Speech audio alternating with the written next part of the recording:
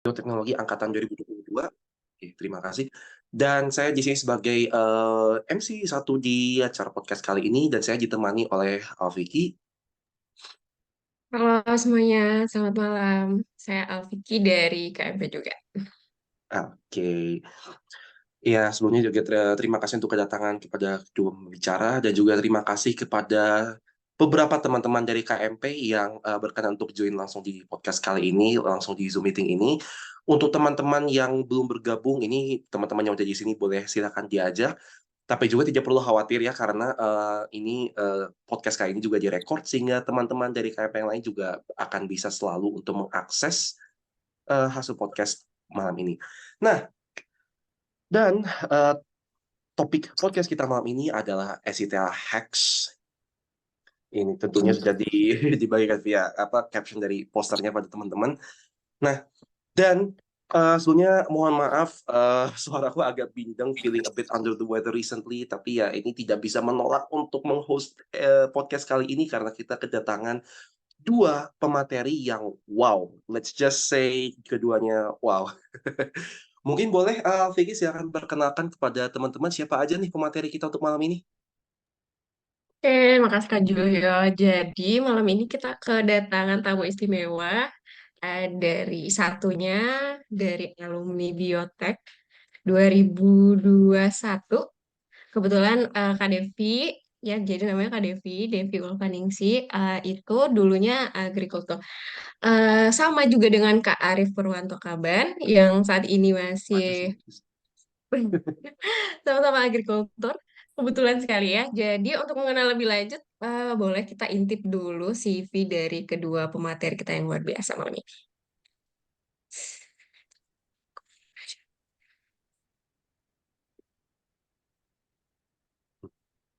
Apakah sudah terlihat?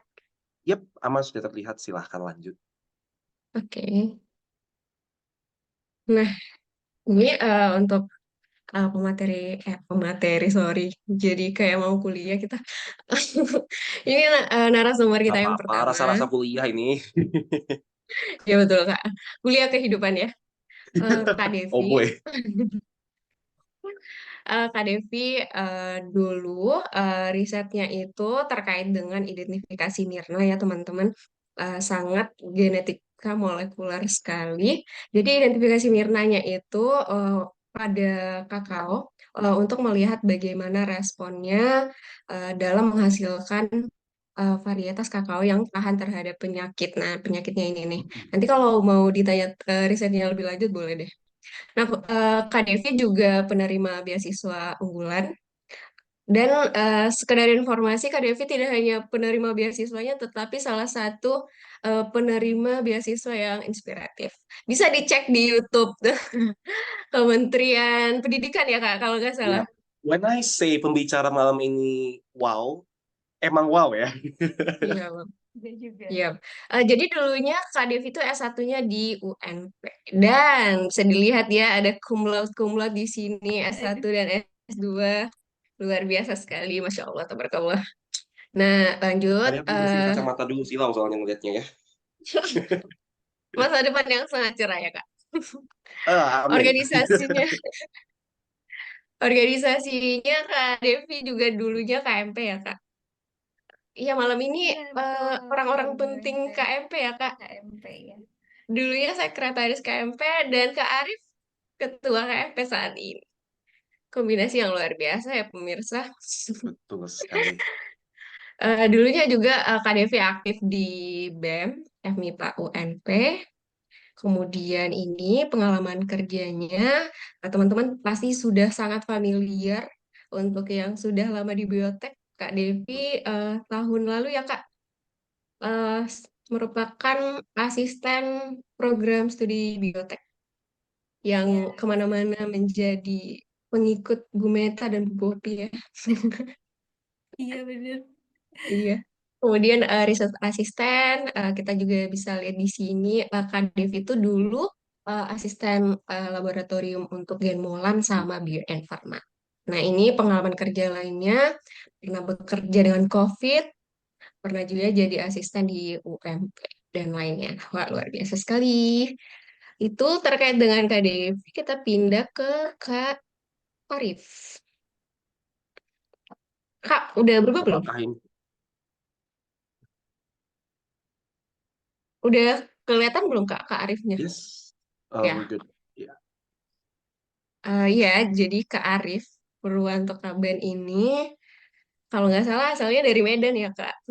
Jadi Kak Arif saat ini masih berkuliah di biotek dan yang sedang sibuk melakukan risetnya yang terkait dengan eh, alat diagnostik ya untuk penyakit blood disease pada Banana ya. Pasti tidak jauh-jauh dari Ibu Feni ya teman-teman. Jadi ini adalah Banana Group.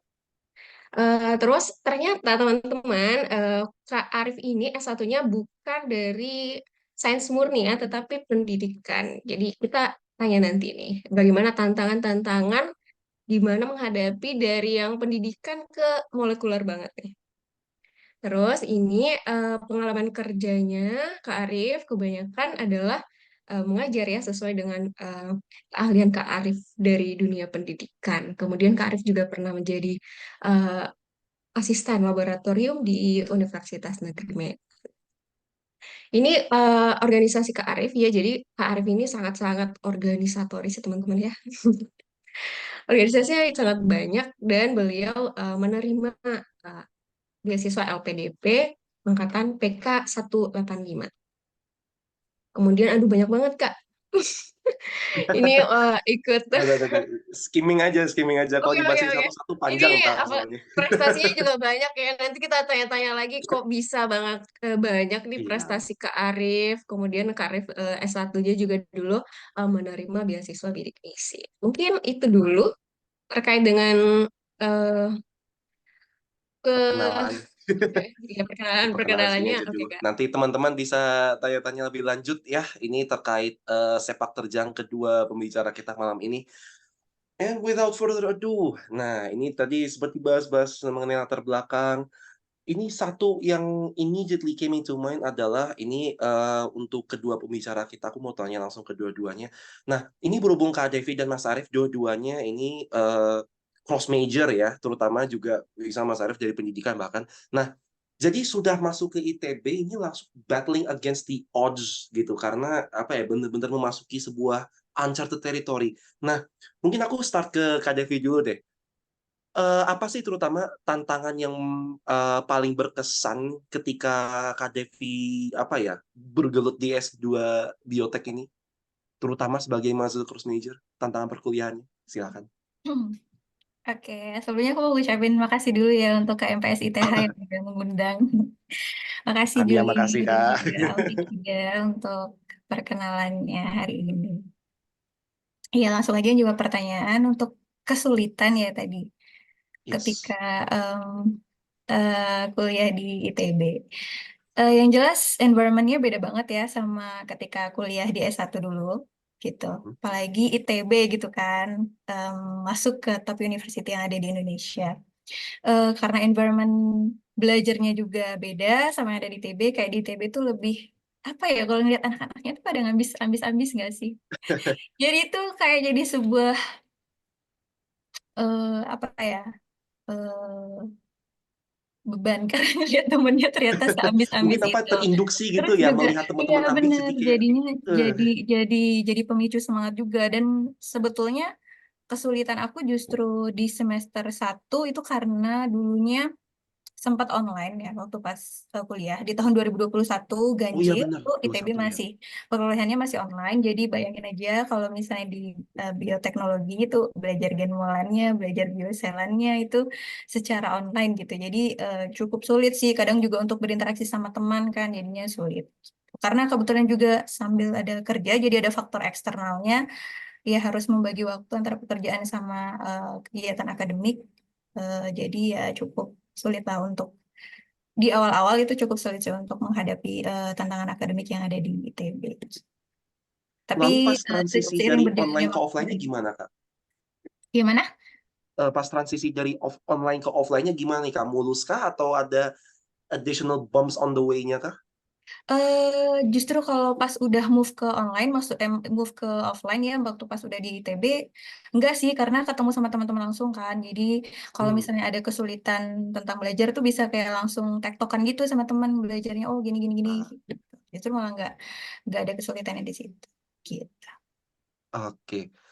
Selain akademik, mungkinkah ada kayak additional challenges lain? Mungkin sempat ada mengalami culture shock gitu di Hmm, ITB. Adakah mengalami seperti itu? enggak sih kalau culture shock Nah ya, karena kebetulan juga dulunya aku juga merantau kan dari satu tempat ke Universitas Negeri Padang itu kan nggak dekat rumah jadi kayak kalau merantau tuh udah biasa sih. Kayaknya enggak sih kalau culture shock di Bandung. sudah adaptif ya. Ya, udah adaptif.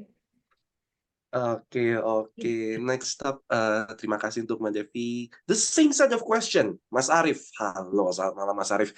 Ini fun fact, ketika aku pribadi ini baru hari pertama banget masuk kuliah S2 Biotek ITB.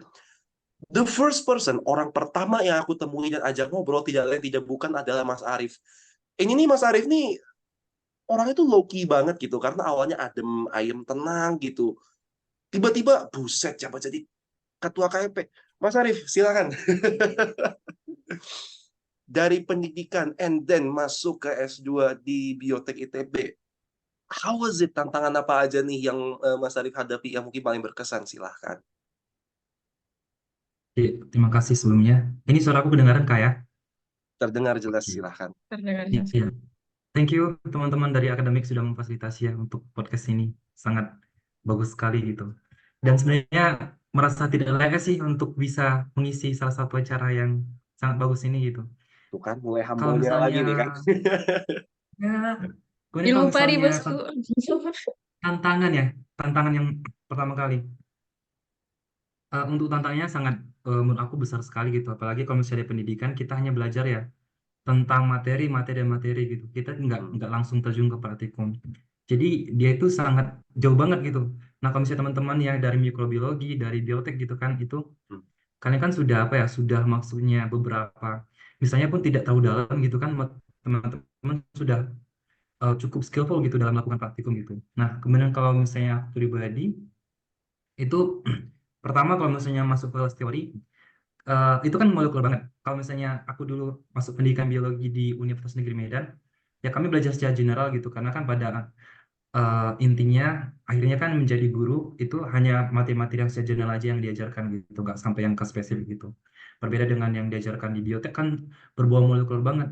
Jadi saya merasa kayak, wah ini apa ini gitu kan, berbagai istilah-istilah yang tidak tahu gitu. Kemudian belum lagi karena waktu itu kebetulan di kelas kami, di angkatan kami itu ada Ubay yang mahasiswa dari Pakistan berbahasa Inggris harus gitu. Ini jadi tantangan yang sangat berat nambah lagi gitu. Karena kan harus paham artinya ini, belum lagi kayak ke molekulnya gimana gitu. Kemudian kalau misalnya hands on gitu kan, itu tentang yang paling berat itu sebenarnya waktu Gen Molan. Nah kalau aku Gen Molan itu pertama kali tangan aku gemeter banget gitu, bahkan megang mikropipet. Pas Ini pipetting ya. mungkin salah satu saksinya ya, bahwa aku dulu itu waktu masih Gen Molan itu kayak bisakah ini gitu, selalu kayak setiap setiap ke kampus gitu bisanya gitu, tapi ya setelah dilalui bisa sih sedikit sedikit demi sedikit gitu. Mungkin itu yang bisa aku bagikan. Kak, tapi sebelum lanjut lagi tentang tantangan-tantangan ini, aku tuh penasaran sih kenapa Kak Arif tuh beralih jalur gitu loh dari yang awalnya pendidikan tiba-tiba ke biotek. Adakah alasan-alasannya? Iya, kalau misalnya alasannya pertama, eh sebenarnya menjadi guru itu sebenarnya menyenangkan ya, karena kita bisa melihat langsung gitu, maksudnya bukti nyata hasil daripada kita mengajar gitu. Tapi menurut aku itu tidak terlalu terukur gitu. Dan ya selain itu aku juga ingin belajar di, kayak kalau misalnya kita belajar saintis kan kita melakukan itu dan hasilnya langsung dapat gitu. Tapi kalau guru misalnya kan berbagai faktor ya yang harus dihadapi gitu. Dan kemudian kalau aku pribadinya ingin terus upgrade diri gitu. Maksudnya kayak pengetahuan ingin terus bertambah. Nah kalau misalnya guru kan ilmu yang diterima itu kan hanya belajar tentang materi-materi itu terus gitu. Nah, begitu. Jadi kayak ingin lebih catch up dengan perkembangan zaman sih gitu. Apalagi kan bioteknologi sekarang ini makin populer gitu. Itu sih asal mulanya. Sip, sip. Kak, waktu dulu yang awalnya belum pernah belajar molekuler banget nih ya di Genmol, kebetulan teman-teman sekarang lagi banyak juga yang ngambil Genmol untuk 2 3 genap tuh. Ada nggak saran-saran dari Kak Arif nih biar bisa menerjang Genmolan itu gimana caranya? Maksudnya dari yang nggak punya latar belakang ya molekuler, mungkin ada petuah-petuah begitu yang mungkin sekiranya berguna untuk teman-teman. Oke. Nah, kebetulan sebenarnya nilai gamelan aku pas-pasan banget. Gak apa-apa, kayak penting lulus. Oke, oke, oke. Nah, jadi kalau misalnya Gen Molen sih, kalau sarannya ya, karena kita, contohnya kayak aku ya, cross major banget gitu. Sebenarnya lebih apa sih, lebih sering rajin bertanya sih ke teman-teman gitu, minta pertolongan teman-teman, tuh khususnya dari ITB gitu. Itu Julio sering aku minta bantuan waktu awal-awal gitu, bahkan kita sampai, kadang sampai malam gitu. Dan itu menurut aku worth it banget untuk membantu kita gitu, teman-teman yang berasal daripada eh, bidang yang sama gitu dengan Gen Molen itu gitu. Oh iya benar, benar banget sih Kak itu teman-teman yang dari ITB tuh sangat-sangat membantu ya. Betul. Hmm, Ini kan yang langsung asistennya deh ini. oh iya, Iya benar. kebetulan Kak Devi juga asisten gombolan juga dulu kan. Gimana tuh Kak Devi dulu yang kita kan non ITB nih. Ada nggak tantangan-tantangan menghadapi di awal tuh menghadapi perbedaan praktikum mungkin praktikum Genmolen atau di UNP juga dulu udah ada praktikum genetika molekulernya Kak. Kalau di UNP dulu kebetulan kita ada sih praktikum genetika molekuler lanjut Oh, juga, genetika molekuler 1, genetika molekuler 2 dulu kalau di Universitas Negeri Padang. Jadi sebenarnya kalau untuk basic molekuler mungkin udah ada, tapi masih basic ya. Tapi kalau di sini kan kayak analisis bioinformatiknya udah lebih advance kan, kayak pakai NGS, yang gitu-gitu. Terus juga ngerjain plasmid rekombinan yang kayak gitu tuh dulu di S1 aku nggak dapet sih. Ya balik lagi itu belajarnya sama teman-teman yang udah dapat itu, dan lagi-lagi itu adalah anak-anak ITB-nya kan. Jadi kita belajar sama mereka. Oke, terus yang lucunya dulu waktu di angkatan aku, karena kita online ya praktikum genetika molekuler lanjut, jadi tuh beda sama genetika molekuler lanjut yang mungkin dihadapin sama Arif, sama Julio, sama Vicky juga beda. Kita dulu suntik-suntik lalat secara online. Kita gimana tuh Kak? handphone kayak isolasi DNA, isolasi Kayaknya RNA. kamu pernah dapat itu juga deh. Kita nggak dapat. Gimana Kak Julio? Kayaknya pernah deh, atau itu pas ngasih kayak S1 ya. Tapi pernah sih ya, pernah ngalamin juga yang waktu kita Iya, nyuntik ke Drosophila tapi suntik-suntik online. Drosophila. Eh, eh, gitu. Oke Kak. Tapi ya intinya untuk fase Genmolen ini terlewati ya Iya, dengan sangat baik. Call a Oke friend Kak adalah Julio. sebuah opsi. iya. Kalau kan, tanya aja sama teman-teman yang sekelompok sama anak-anak ITB kan.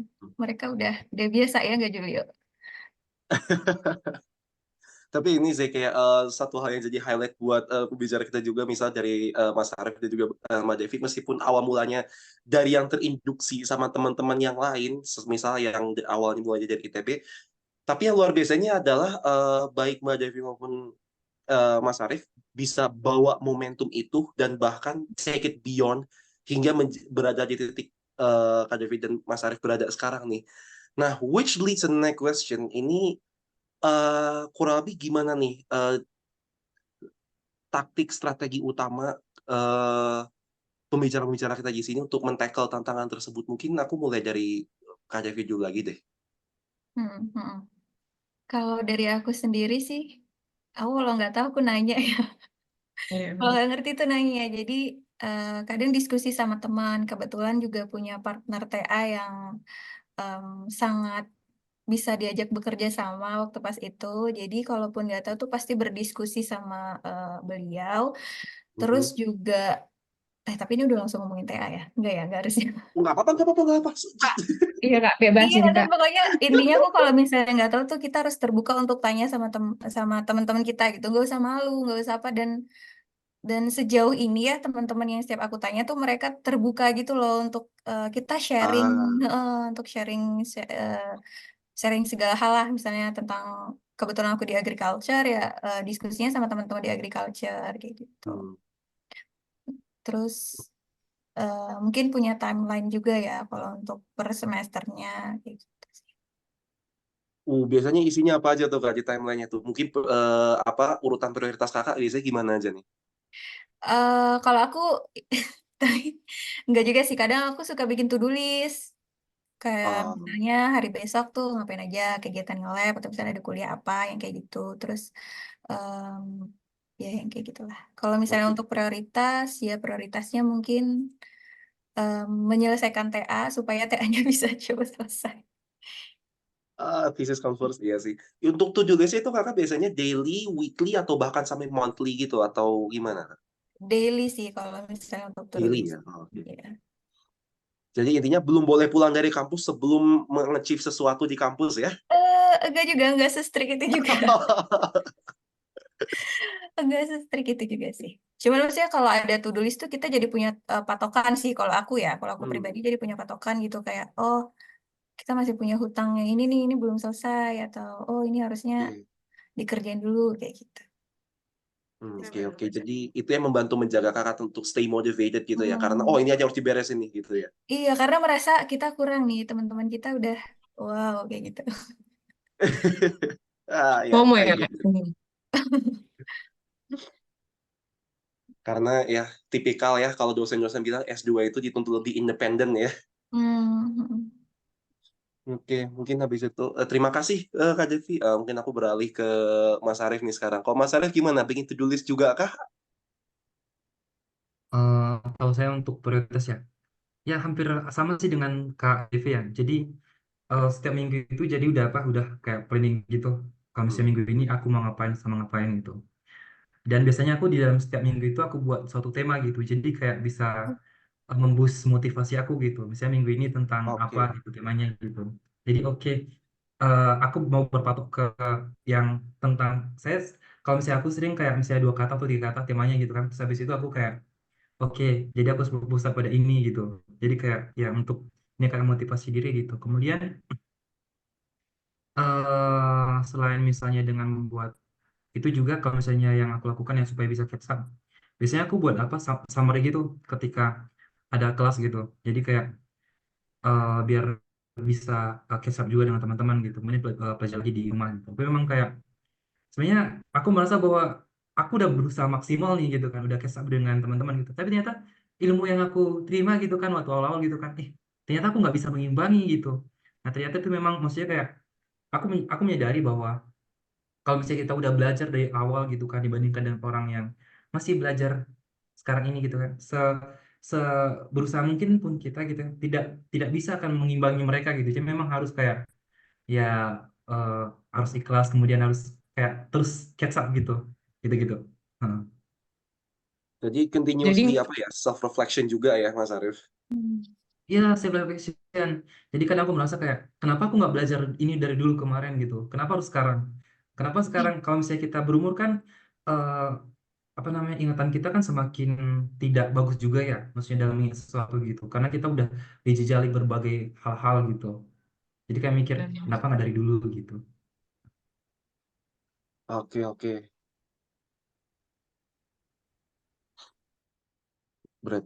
Tapi berarti Mas Arief tipenya bakal sering nyatet karena tadi kayak bikin summary dari materi kelas gitu ya. Iya, aku tipikalnya orang yang sering mencatat sih gitu. Tapi kalau misalnya beberapa waktu belakangan ini, kalau misalnya aku kemarin itu targetnya habis aku catat, aku review lagi. Tapi beberapa waktu belakangan karena mungkin terlalu banyak yang dikerjakan, itu kadang hanya mencatat aja gitu. Jadi nggak dibaca lagi. Nah itu Aduh, kelemahannya. Jadi jangan minimal udah ditiru ya. dicatat, Kak. ya itu. Kadang ada dosen yang minta tugasnya suruh bikin resume, nah itu udah jadi tuh. Untung ada ChatGPT ya, Kak. Ya benar, ChatGPT Oke. sangat bantu sekali. Benar, benar, benar. Aduh. Sebagai catatan, saya tidak pernah pakai chat GPT ya. Asalnya. Waduh, karena Kak Julio ini ChatGPT berjalan. Iya. No, no, no, no, no, please don't say that way. Please don't say that way. Nggak. Oke, but anyway, nah ini speaking of experiences in class, kayak misalkan dengan apa bikin summary gitu, mungkin ada nggak kayak satu mata kuliah in particular yang paling menantang atau yang mungkin paling susah materinya, atau ada pengalaman paling unik dengan dosennya gitu. Mungkin aku mulai dari Mas Arief dulu deh sekarang. Satu mata kuliah yang mungkin terasa sulit atau menantang atau ya yang gimana, and then how did you tackle it? Kayak gimana Mas Arief men-tackle itu? Kayaknya kalau misalnya ditanya lagi satu mata kuliah ya, aku bilang Gelmolan lagi. Iya, Gelmolan lagi.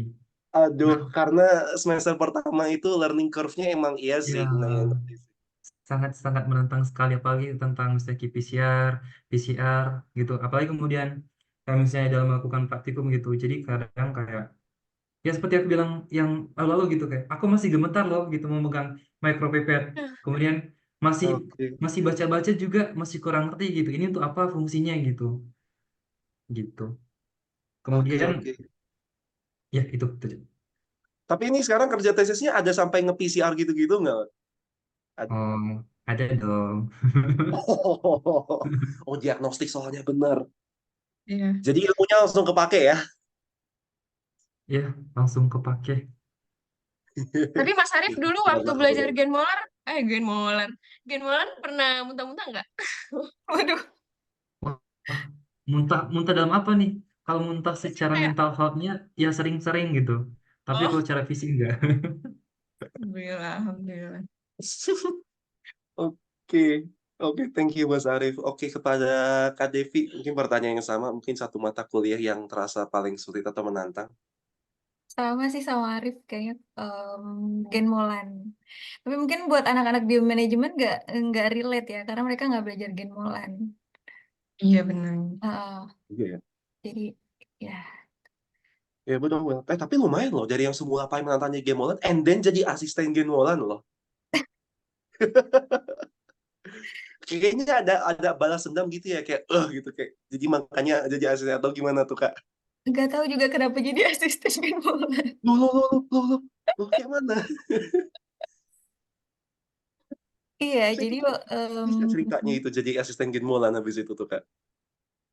jadi asisten Gen Molan mungkin karena kebetulan ibu waktu itu kan dosen pengampunya Ibu Karlemita sama Ibu Popi ya, sama Pak Sony ya.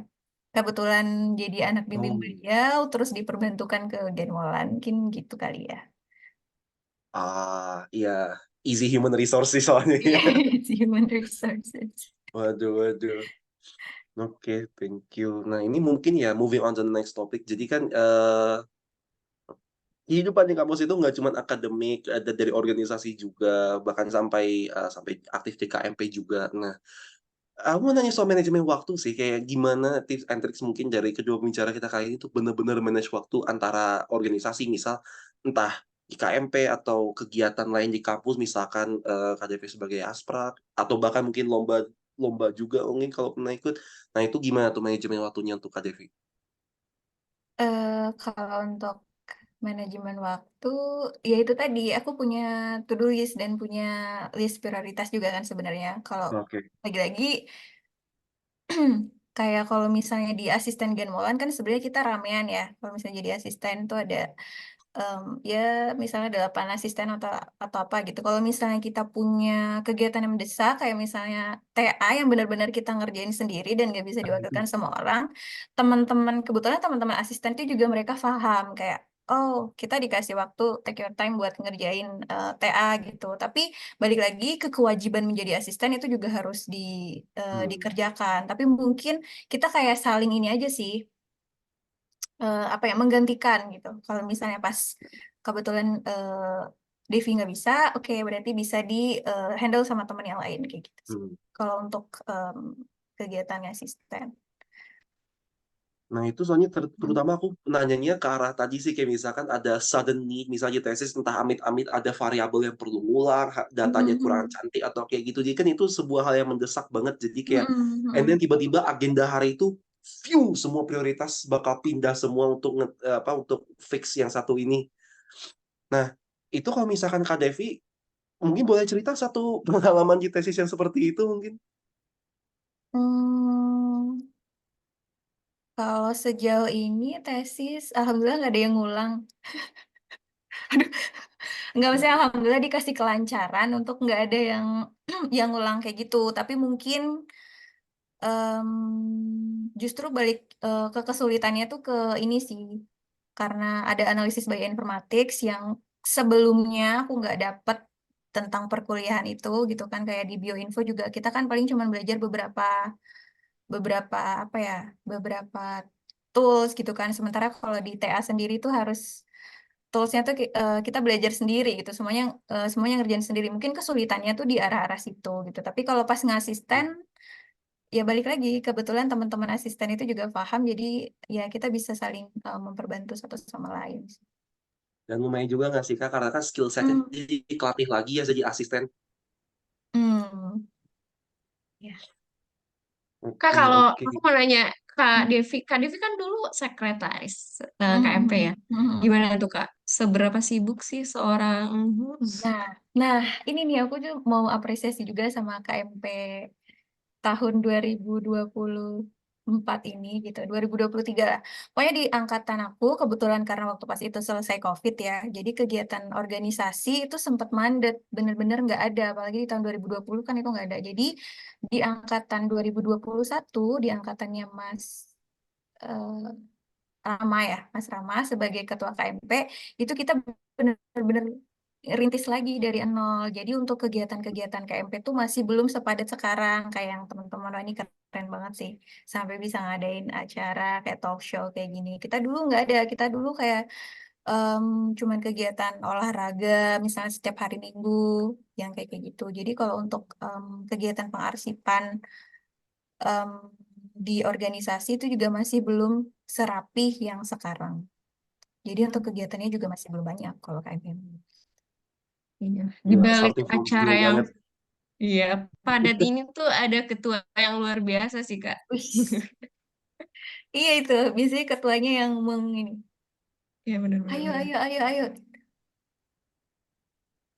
Dan speaking Gimana of tuh ketua, mungkin Kak kita Arif? boleh tanya-tanya ke ketua yang sekarang. Iya, langsung saja ditanyakan gimana tuh Ya nih, Kak yang Arif bisa melanjutkan hasil pioneering. menghidupkan kembali. Yo, Mas Arif, gimana nih mengelola segala macam urusan per KMP-an dan perkuliahan? Karena sebagai ketua ketika sekarang ini meneruskan apa yang sudah dibuat tahun lalu. Kalau misalnya bagaimana caranya ya? Sebenarnya aku sebenarnya nggak melakukan banyak hal gitu, tapi teman-teman yang setiap divisi yang akhirnya meneruskan gitu. Jadi mungkin kayak kalau misalnya ide-ide awal kan kita mungkin sharing ya, ini yang harus dikerjakan gitu. Tapi ya menurut aku teman-teman dari setiap divisi sudah melakukan apa yang program mereka dengan maksimal gitu. Walaupun memang awalnya mungkin kayak kita diskusi dari awal gitu. Dan kemudian kalau misalnya kegiatan-kegiatan yang sekarang ini ya, kalau aku kita lakukan tanpa mengganggu perkuliahan ya. Jadi maksudnya kayak walaupun kita organisasi, bukan organisasi yang riuh banget gitu. Kita selalu berusaha untuk memaksimalkan, maksudnya kayak jangan sempat apapun yang kita kerjakan itu mengganggu perkuliahan kita gitu. Jadi menurut aku kalau misalnya kayak kan gitu ya, kita sebenarnya nggak hektik ya, kita enjoy ya masuk KMP gitu. Maunya seperti itu memang gitu, santai gitu. Tapi kita bisa melakukan beberapa hal yang bisa memberikan impact gitu ke teman-teman dari KMP gitu.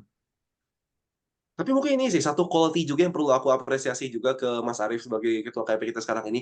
Karena situational awareness sih terutama yang aku lihat. Karena meskipun Mas Arief bilang nggak banyak ngapa-ngapain, tapi Mas Arief banyak kasih reminder juga loh ke semua divisi. Kayak misalkan di setiap kali rapat bulanan, which always happens on time, setiap bulan tuh benar-benar ada, dan setiap divisi itu benar-benar dituntut untuk oke, progress report udah ngapain aja ke dalam apa. Dan kayak di tiap divisi itu Mas Ari tuh kayak bisa nanya kayak, oh kemarin kan kalau nggak salah kalian bilang gini gini gini di rapat yang sebelumnya. Nah ini sekarang kayak mana?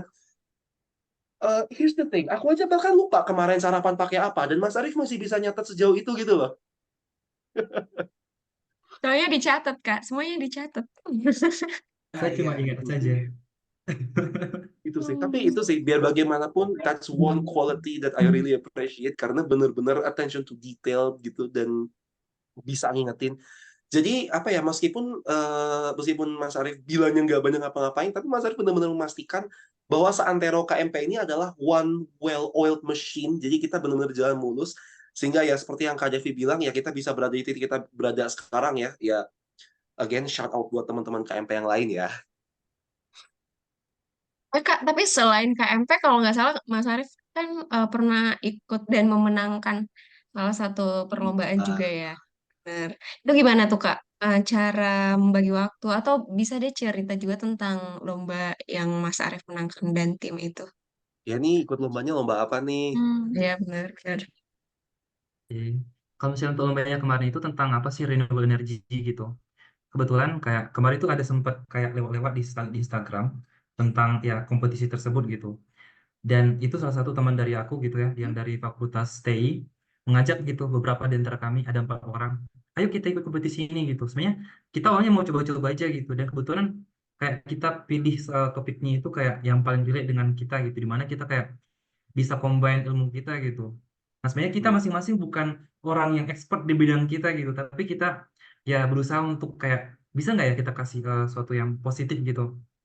Nah, jadi awalnya itu ada beberapa topik, misalnya ada tentang ekonomi, kemudian ada tentang agrikultur gitu. Nah, akhirnya kita sepakat nih, kita memilih agrikultur karena memang bidangnya itu kayak bisa majukan masakan Indonesia kan, karena kan ya mayoritas kita masakan Indo gitu. Kemudian akhirnya pertama, menurut aku ini kompetisinya kompetisi yang sangat-sangat bagus sekali ya. Kalau misalnya teman-teman nanti ada kompetisi lagi, mungkin akan aku coba reminder untuk kasih infonya gitu kan. Menurut aku kayak dia tuh simple, sebenarnya dia kompetisi simple tapi kita bisa dikasih impact yang luar biasa gitu.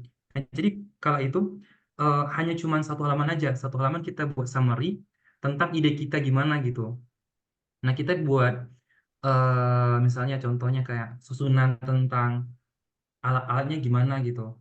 Nah kemudian tujuannya apa, kemudian permasalahannya apa gitu. Nah dari situ berangkat, kemudian dari satu halaman kita dipilih 20 besar. Nah, tenggat gitu kan. Habis itu ternyata kepilih lagi nih, masuk ke 10 besar. Awalnya kayak nggak menyangka gitu, karena kita cuma coba-coba aja gitu. Dan kebetulan di 20 besar itu kita dibekali bootcamp gitu selama 1 bulan. Dan itu menurut aku sangat-sangat bagus banget gitu, karena kayak selain gratis ya, ilmunya juga bagus banget, karena langsung dimentori orang-orang yang sangat expert di bidangnya gitu. Dan dari situ kayak mulai belajar sedikit tentang bisnis gitu ya. Karena kan ini sebenarnya kayak memacu untuk mendirikan suatu startup sebenarnya aslinya gitu. Tapi kita memang masih ide karena ya kita nggak punya uang ya gitu. Nah kemudian habis itu eh, masuk 10 besar. Nah di situ mulai kita merasa kayak down gitu kan. Karena teman-teman banyak yang udah mendirikan startup, mereka udah berdiri puluhan tahunan gitu ya. Sedangkan kita masih ide banget. Apa bisa gitu. Nah, jadi eh sebenarnya masuk 10 besar aja udah bersyukur banget karena kita dikasih kesempatan untuk ke Jakarta, presentasi di depan banyak orang, presentasi di depan investor gitu ya. Jadi kayak pengalaman yang tak terbayangkan gitu. Nah, jadi awalnya itu yang bisa ke Jakarta itu hanya dibayar 2 orang gitu. Tapi kami bersikeras karena kita sudah berangkat, karena kita sudah bareng-bareng dari awal ya kita harus tuntaskan bareng-bareng juga walaupun gimana pun hasilnya gitu. Jadi kita sepakat kalau misalnya nanti kita nggak dapat dana, kita bagi 4 gitu untuk pembiayanya. Nah, tapi lagi-lagi ada dikasih jalan gitu ya. Akhirnya sekolah pasca sarjana yang eh, memberikan support dana gitu. Akhirnya kita bisa berangkat ke sana. Kemudian di hari H eh di situ kayak awalnya juga kayak merasa lagi ih bisa nggak gitu, tapi ya lancar-lancar aja. Dan presentasi juga mungkin salah satu kriterianya itu kemampuan berbahasa Inggris ya. Kebetulan teman-teman teman kami ada 1 orang ya dari MTT yang sebagai maskotnya, dia sebagai yang pembicara gitu ya. Dia sangat pandai ya berbahasa Inggris gitu dibandingkan dengan teman-teman yang lain. Karena kayaknya kendala salah satunya kita nggak bisa menyampaikan dengan baik apa ide kita itu gitu. Dan kebetulan di situ kayak ditonton oleh beberapa orang dari negara lain seperti Singapura juga gitu dan Malaysia gitu. Ada di situ gitu.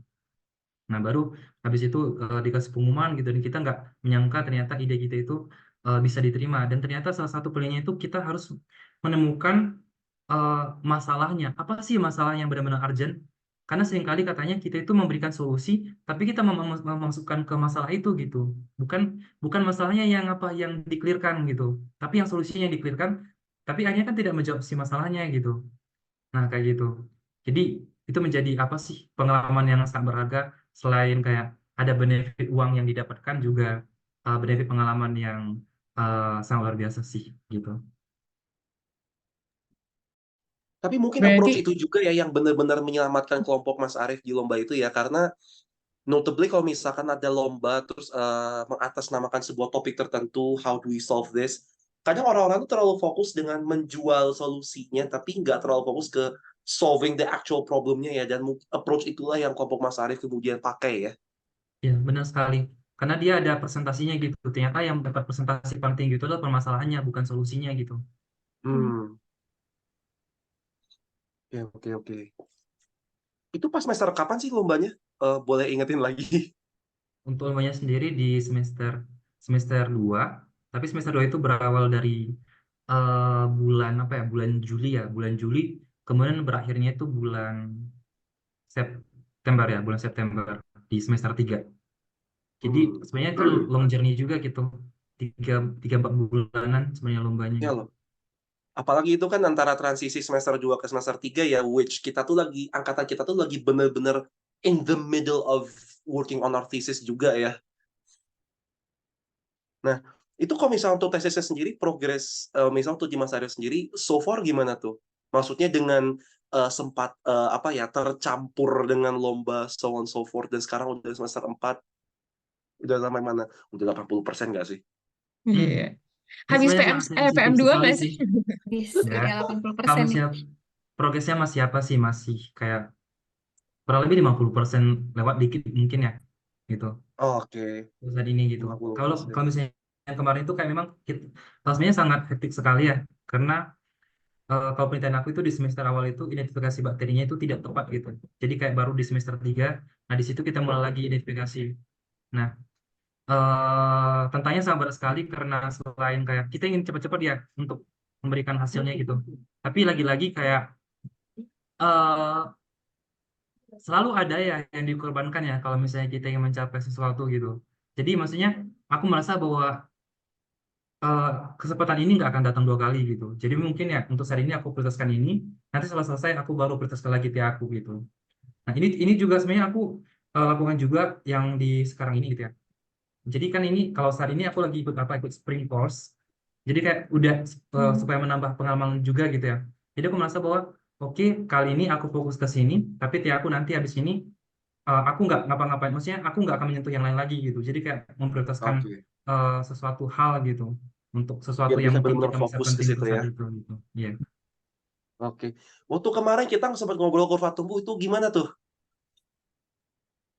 Masalah kurtum. Oh, Ah, kalau misalnya kurtum itu masih dalam progresnya karena kebetulan habis habis ngobrol sama Julio, aku tiba-tiba bukan tiba-tiba sih, habis ngobrol sama Julio minggu depannya aku ada kegiatan spring course gitu. Jadi akan nanti dikerjakan lagi jadi di awal belum Maret bisa nanti di-tackle gitu. banget ya. Iya. Ya. Kayaknya ini deh, tiap penghuni lantai 4 tuh selalu dua kata yang jadi PTSD itu kurva tumbuh deh. Eh, Agak iya, horor ya, Kak. iya, dari angkatan aku juga gitu dulu. Angkatan aku juga gitu, anak-anak di biotek industri. Ya, betul. Masalahnya tuh ada di kurtum. Ah, Kayak tuh. sudah Semua turun penghuni lantai temurun. 4, Temurun deh kayaknya. Ya. semua penghuni lantai 4 selalu isunya adalah kurva tumbuh. Aduh, Jul, tenang Jul, jangan curhat Jul, jangan curhat Jul. Anda MC di sini. Nah, Mungkin Kak, kita tadi pengen kan dalamin juga ya ke tesis masing-masing nih. Eh, ya boleh boleh boleh. ini tesis antara Mas Arief dan Kak Devi meskipun dua-duanya ya separate topik. Ini tesisnya sebenarnya bagian dari sebuah proyek besar ya, which means teman-teman di sini selesai tapi hanya satu part tertentu ya. Correct me if I'm wrong. Eh, Kalau untuk Kak Devi, apakah patternnya seperti itu kah? Maksudnya bagian dari part tertentu gimana ya maksudnya? Grup Misal untuk riset gitu ya. tesisnya, iya Oh, iya. iya benar. Ha. Jadi kalau ini sekarang promosi ya. Kalau di bioteknologi, kalau di biotek ya, kayak kita tahu kan di awal itu udah disebutin beberapa topik-topik riset yang ada di biotek kan. Terus tanpa disebutkan nama dosennya. Jadi kita silahkan untuk memilih punya ketertarikan riset ke arah mana. Atau kalau misalnya kita punya ide riset sendiri, silahkan boleh boleh banget untuk mengusulkan itu ke prodi gitu. Tapi kalau di biotek kan biasanya kita milih topik riset. Jadi kebetulan waktu pas itu topik risetnya, aku sebenarnya bukan mengerjakan Mirna pada dasarnya, awalnya bukan mau ngerjain Mirna tapi mau Hmm. ngerjain CRISPR-Cas karena dari dulu setelah lulus tuh pengen banget tentang genome editing gitu kan. Hmm. Terus ya udah, kebetulan ternyata dosen yang mengampu tentang meneliti tentang CRISPR-Cas itu ada Ibu Karyamita. Ya udah, jadi ketemu sama ibu terus cerita, terus ternyata untuk penelitian CRISPR-Cas di batch itu lagi nggak dibuka, maksudnya kemungkinan untuk dilanjutkannya nggak di semester ini tapi di semester depan gitu. Jadi sayang kalau seandainya Devi harus menunggu itu. Jadi beliau menawarkan kita gimana kalau misalnya bikin topik baru gitu kan tentang mikroRNA. Nah, ya udah di situ awalnya nggak tahu kan tentang mikroRNA apa. Terus ya udah, jadi belajar dari awal lagi mikroRNA apa, mengulik tentang mikroRNA, terus fungsinya untuk apa di tanaman apa gitu.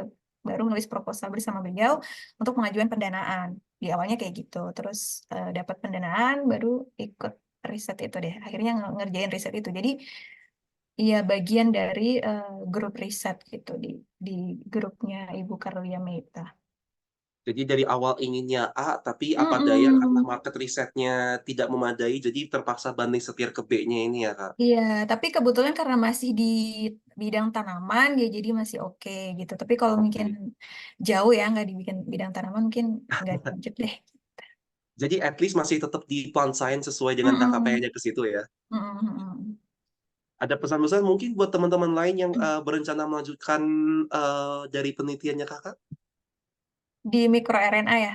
Ini Vicky nih Yes. lagi mau ngerjain mikroRNA kalau nggak salah. Nah, Ya, semangat nanti guys. gimana Kak? Semangat. Semangat, semangat, semangat. Gimana mikroRNA-nya nih, Alviki? Aduh Kak, aduh nanti justru jadi sesi curhatan saya ya. Nantilah Oh Kak. iya, iya, iya. Presentasi PM2-nya belum sekarang, belum sekarang. Iya. Si PM1 loh. Hmm. Oh iya, Tapi bener-bener.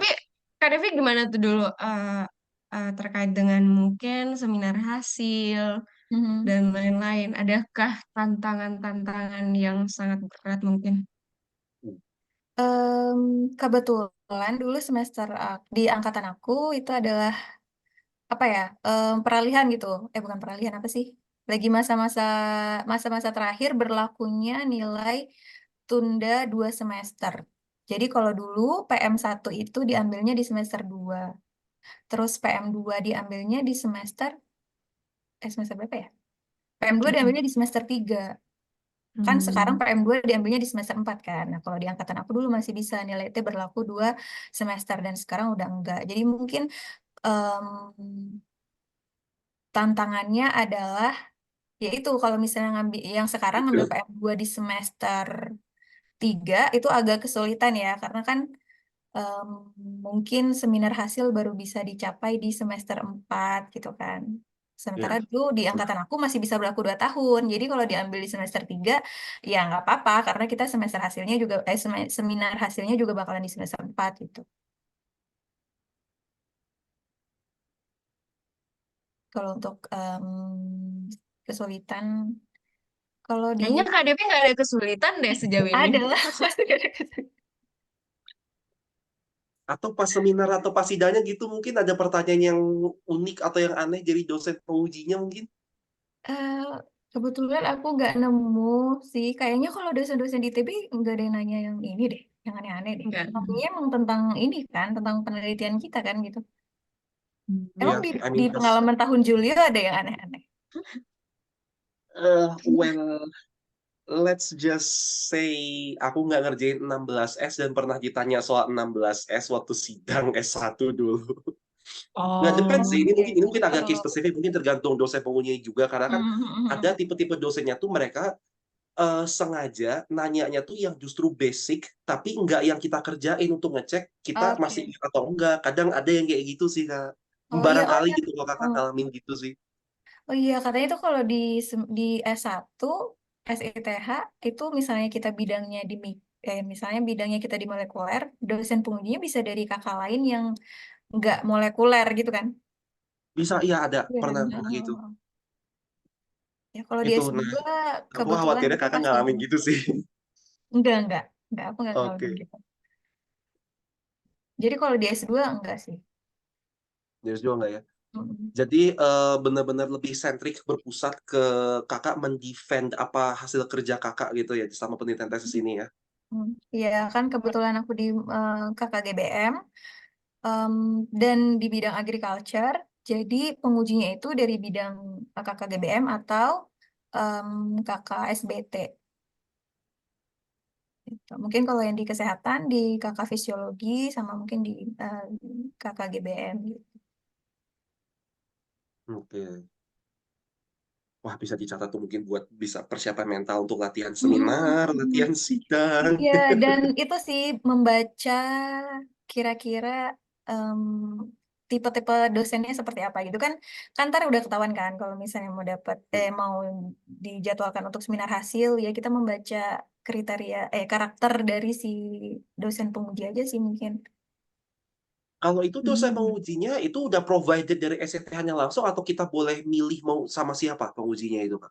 Kita mengusulkan mau Oh, pengujinya siapa, terus nanti diserahkan ke program studi. Nah, nanti dari program studi yang akan ini mau accept itu atau mereka punya pilihan lain dari prodi. oke.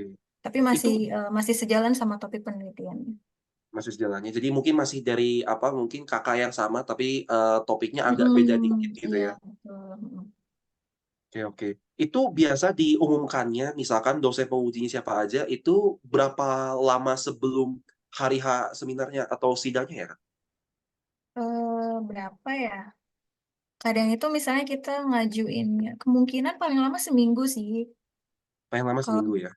kalau di biotek sama di biomanajemen itu kan ke Bu Ratna ya.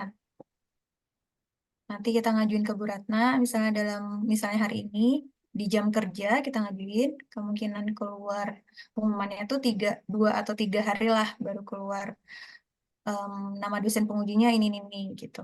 Ya paling lama kayaknya seminggu nggak nyampe deh. Uh, jadi hanya ada hitungan hari untuk nge-stok tipe dosen pengujinya Hmm. kayak gimana ya. Hmm. Tapi Berarti kan sempat nanya ke em, kakak tingkat kakak juga itu, misalkan, penguji yang kayak gini, gayanya kayak gimana sih? Sempat gitu juga nggak, Kak? gimana gimana?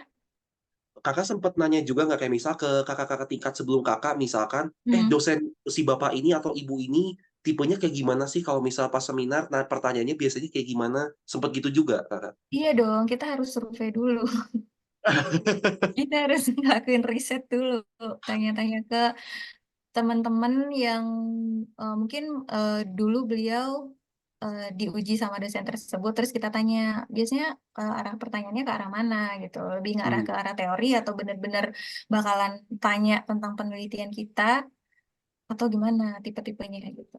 oke, ada yang mungkin kental ke methodnya banget gitu ya. Heeh, iya, yang ngejer banget nih kita kayak ini paham nggak sama penelitiannya gitu.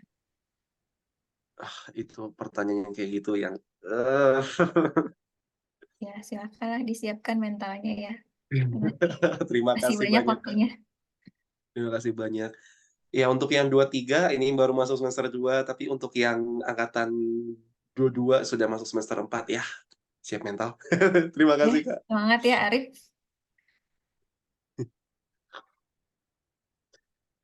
Oke, gitu. Nah, ini mungkin berhubung nih karena Kak Devi sudah selesai dengan semua pertesisan ini dan sudah sebagai seorang alumni. Ini kalau misalnya untuk Kak Devi sendiri, setelah ini nih, setelah di S2 ini, next plan-nya kakak bakal ngapain? Apa lanjut ke S3 atau langsung kerja aja dulu? Kalau untuk waktu dekat ini sih pengennya kerja dulu ya.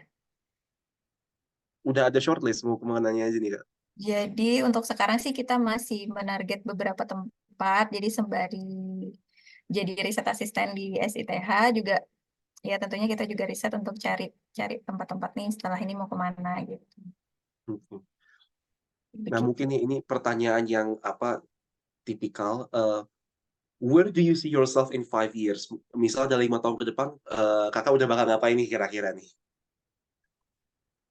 Basically sebenarnya aku suka kegiatan nge-lab ya. Aku suka banget kalau kerja karena kerjanya sendirian. Aku seneng kerja nge-lab, jadi mungkin di 5 tahun ke depan aku ngeliat diri aku sedang ada di laboratorium. Tapi di laboratoriumnya seperti apa nggak tahu. Entah itu di bidang penelitian, riset, atau di laboratorium yang akademis di laboratorium gitu loh. Oh, berarti kakak emang bener-bener consider karir akademisi ya? Pengennya. Pengennya. Oke. Mungkin suatu hari bakal ngedosen juga mungkin nggak? eh Amin. Oke, oke. Oke sih, terima kasih. Kak, mungkin ini nih yang lagi belum banyak-banyak ditanya lebih lanjut. Mas Arif, gimana nih? Where do you see yourself in 5 years nih? Duh, kita ya sama-sama semester 4, bentar lagi udah harus presentasi. Gimana nih Mas Arif, 5 tahun ke depan bakal mau ngapain aja dulu nih? Ya, thank you buat pertanyaannya. Kalau misalnya pertama harus lulus dulu ya. Harus lulus dulu kan S2 ya. Oh, tentu, itu tentu, tentu.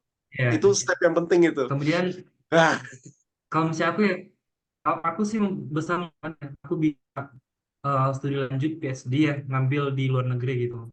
Biar bisa dapat ilmu yang lebih bagus lagi ya. Bisa kolaborasi dengan banyak orang gitu, bisa kenal culture lain juga gitu, bisa menambah pengalaman juga. Kemudian ini kan 5 years ya, harapannya 3 tahun PhD udah selesai. Mungkin ada 2 tahun amin, lagi. amin. Ya 2 tahun udah bisa kerja di salah satu kementerian di Indonesia. Kalau bisa Kementerian Pertanian sih harapannya gitu. Kementerian, Thank I you. see. Oh, Mau kirain jadi kirain menteri Mas nggak? Arif bakal stay di karir akademik juga nih, kirain. Cocok padahal. Kalau aku pribadi sih untuk saat ini ya belum tertarik lagi ya ke bidang pendidikan. Kayaknya aku mau ke bidang lain dulu. Oke, oke. Nggak kirain Mau gitu ya- beres PhD mau postdoc dulu gitu. jadi menteri pertanian nggak sih, Kak? Oh, greget juga. Ya, Boleh sih. amin, amin, amin. 10 tahun ke depan. Butuh tim ses kan nih ntar?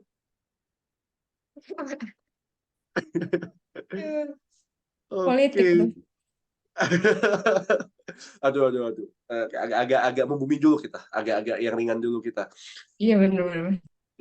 Berarti itu ya, PhD. Udah sempet nge-shortlist belum ini Mas Arief? Kayak misalkan ini untuk PhD-nya mau entah ke kampus mana atau ke jurusan apa atau topik apa nih yang mau digeluti Mas Arief? Kalau untuk lanjut S3-nya ya. Hmm, nah kalau misalnya negara tujuan sih, kalau misalnya nggak ini aku udah dapat sih satu, tapi aku belum hubungi gitu. Tapi aku pengen ke situ. Itu negara Swiss. Itu impian aku. Uh, Kalau misalnya nggak ke situ, mungkin ke United States. Kalau nggak yang ketiga terakhir Jepang sih kayaknya pilihan terakhir. Swiss, ETH Zurich. Ya, Oh, harapannya, nebak-nebak. impiannya. Itu mau ke PhD di bidang apa tuh nanti? Masih masih plant science juga kah atau bakal agak banting setir dikit nih? Untuk saat ini kayaknya memang mau fokus saja ke bidang agrikultur ya, mungkin yang berkaitan dengan bioteknologi atau mungkin yang berkaitan dengan renewable energy sih harapannya. Karena Oke. aku memiliki ketertarikan di bidang lingkungan juga yang ya berbau seperti itu gitu, renewable energy gitu. Tapi kalau renewable energy kayaknya menarik sih karena dari plant based kan bisa tuh misal biofuel atau mungkin apa algal fuel juga kan.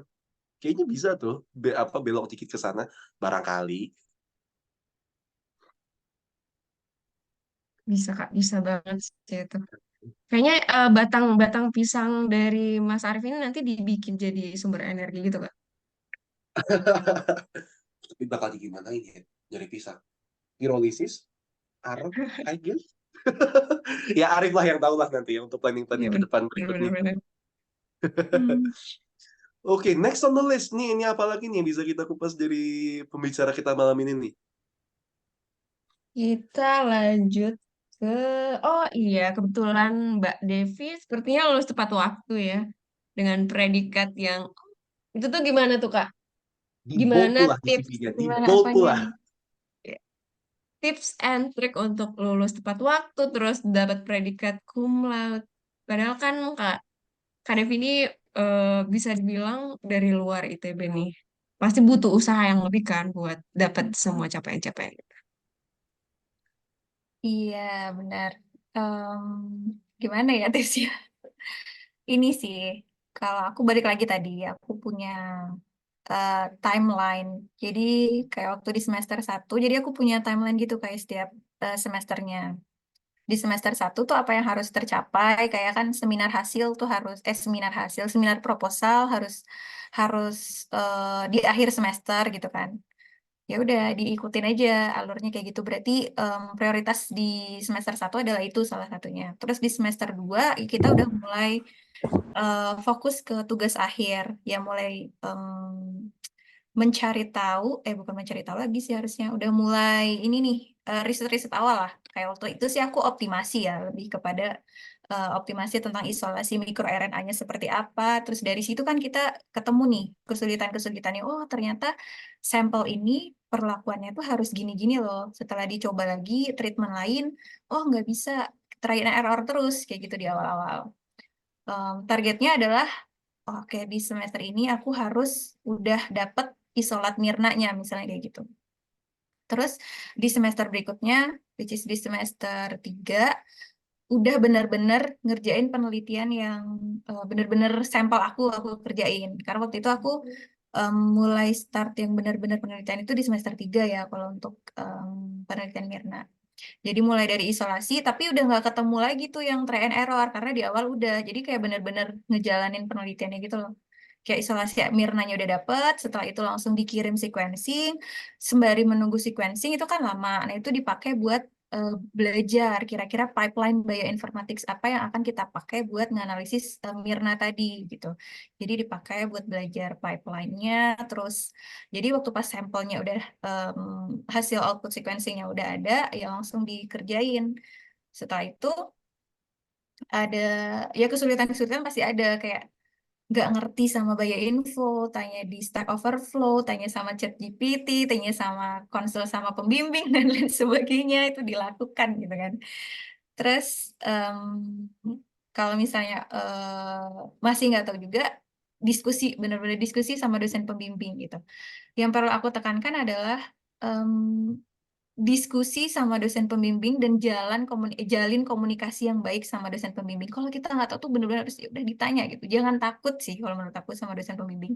Jadi kan dosen pembimbing itu kayak apa ya, partner dalam perjalanan TA gitu. Jadi kalau misalnya nggak tahu Bu, maaf ini saya udah coba ini, saya udah coba tanya sama teman juga, terus saya juga udah berusaha cari jurnal, ternyata ini nggak bisa gini-gini, terus solusinya gimana ya? Ya udah kalau nggak bisa kita beralih aja deh, yang itu nggak usah dikerjain ya. Mungkin kan ada solusi yang seperti itu gitu. Semuanya tuh ada solusinya. Yang penting itu menjalin komunikasi yang baik sama dosen pembimbing kita.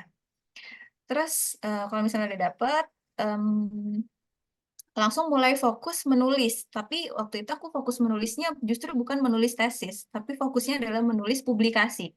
Karena kan syaratnya adalah untuk lulus tepat waktu di untuk lulus itu kan kita harus punya publikasi kan, gitu. Dan kebetulan karena riset ini adalah riset pendanaan, jadi perlu output publikasi di indeks Scopus gitu kan, ada targetnya gitu. Jadi karena ada target itu, jadi ya udah publikasi kita harus duluin, kita tulis dulu, kita nulis sama partner tesis ya waktu pas itu. Karena kalau misalnya itu udah jadi, ya kita bisa nyomot-nyomot untuk tesis kita kan dari situ gitu. Justru aku bukan ngerjain tesisnya dulu, tapi ngerjain si publikasinya dulu. Karena kan untuk ngurus publikasi juga butuh waktu ya, dari proses ya kan, dari proses submit, kemudian sampai ke under review itu benar-benar butuh waktu. Sampai kadang di reject, kita harus masukin ke jurnal lain lagi gitu kan. Kayak gitu sih. Jadi punya timeline misalnya, oh maksimal di bulan waktu itu sih kalau aku maksimal di bulan Mei kita udah selesai nih manuskrip kita. Jadi di bulan Mei itu kita udah ready untuk nge-submit manuskrip kita ke jurnal-jurnal yang kita mau, yang udah di list.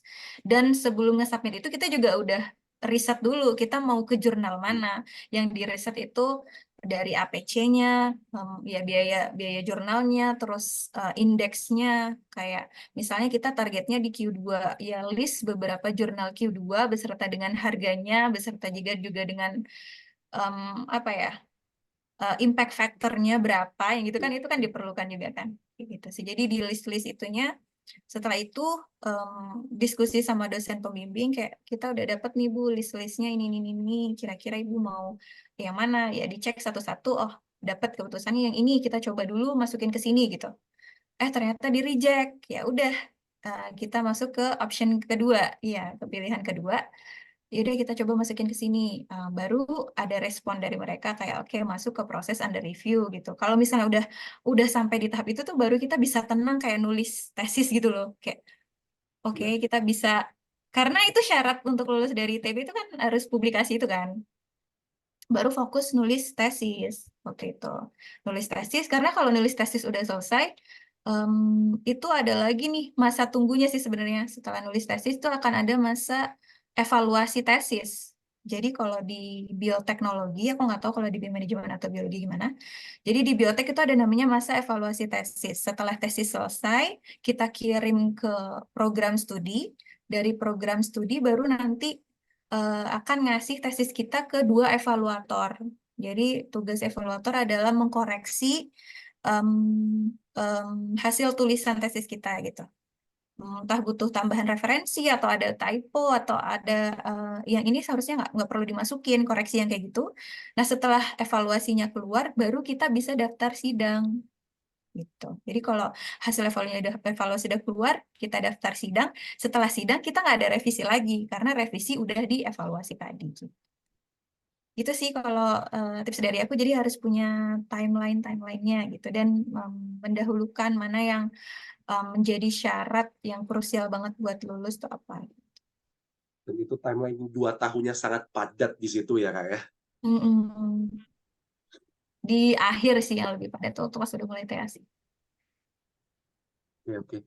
Berarti itu Kakak sempat nge-submit ke salah satu jurnal terus di-reject, baru kemudian submit ke yang lain dan baru di situ ya akhirnya accepted ya. Iya benar.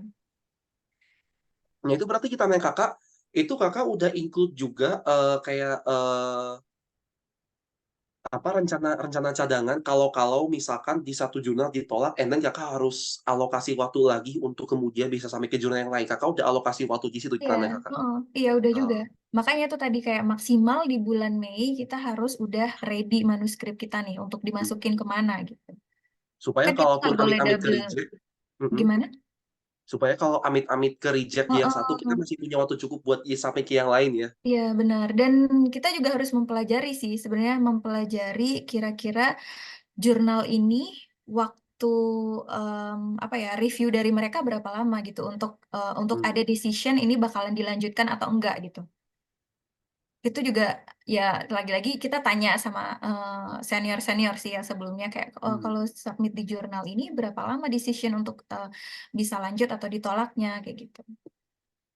Hmm. Wah itu kayaknya Kakak kayaknya bakal banyak visit SCI Mago untuk bagian yang itu ya. Iya. Karena kan biasanya kan Iya. di state ya durasinya berapa, terus Mm, pricing untuk mm. sapinya juga berapa, di situ ada detail semua. Iya, paling enggak waktu 2 bulan sih untuk itu. Jadi kayak dari bulan Mei terus ke bulan Juli, di bulan Juli itu kita harus sudah daftar sidang sih. Oke, oke.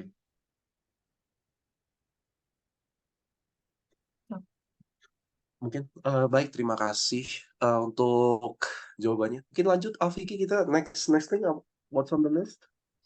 Selanjutnya kita mungkin bahas beasiswa Kak Arif dan Kak Devi ya. Kak Arif dulu deh, Kak Arif kan LPDP ya. Ada nggak sih Kak hal-hal yang harus Kakak berikan kembali untuk LPDP sebagai awardee LPDP gitu? Nanti setelah lulus mungkin. Kalau misalnya untuk lulusan PDP kan itu ada ketentuan kita itu harus mengabdi 2N+1. Nah, jadi kalau misalnya master itu berarti kita nanti mengabdi ya minimal itu 5 tahun gitu ya di dalam negeri. Tapi kita nggak diwajibkan kita harus ngabdi di bidang apa, yang penting di dalam negeri gitu. Nah sama juga kalau misalnya kita ngambil PhD juga 2+1 juga gitu. Tapi kalau mudiknya ya, kalau misalnya kita dari S2 terus kita mau langsung S3 nggak apa-apa, mengabdinya nanti dulu habis kelar S3-nya gitu. Nah gitu sih. Kalau misalnya untuk pengabdian gitu, kita nggak diwajibkan untuk ngabdi di mana, yang penting di dalam negeri gitu. Tapi kalau untuk sekarang Kak sebagai penerima beasiswa tuh ada nggak sih kewajiban-kewajiban yang harus dilakukan mungkin sebagai penerima beasiswa gitu selama masa studinya? Em, Kewajiban spesifik ya nggak ada sih ya. Tapi kalau misalnya kewajiban secara umum ya kita menjaga nama baik LPDP, kemudian kita kayak memberikan yang terbaik yang bisa kita lakukan kayak gitu. Jadi tuntutannya ya apa yang terbaik yang bisa kita lakukan kita berikan gitu. Gitu sih. Oke, oke.